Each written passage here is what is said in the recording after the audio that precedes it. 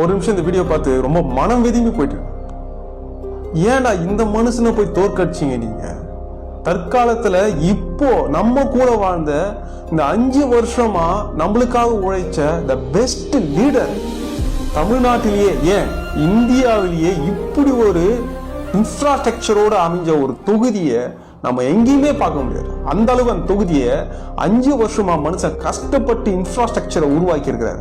Digital library, நீச்சல் குளம், சிறார் பூங்கா, இளைஞர்களுக்கான உடற்பயிற்சி மையம், ஏசி பஸ் ஸ்டாண்டுன்னு ஏகப்பட்ட இன்ஃப்ராஸ்ட்ரக்சர். கிட்டத்தட்ட அதை பார்த்தோம்னா இது சென்னை தானா அப்படின்ற வியப்பு ஏற்படுற அளவுக்கு உழைச்சி உருவாக்கின ஒரு மனுஷன்.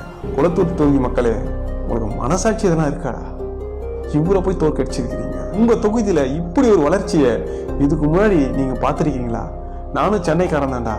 அந்த தொகுதியை பார்த்து நான் அவ்வளவே படைஞ்சிருக்கிறேன். இதெல்லாம் பார்க்கும்போது சாப்பாடு தான் நம்ம சாப்பிட்றோமா, இல்ல வேற எதனா சொல்லட்டுமா? இந்த நாட்டினுடைய சாவக்கடியா ஒரு படத்துல சரியா சொன்னார், இந்த நாடும் நாட்டு மக்களும் நாசமாய் போகட்டும்.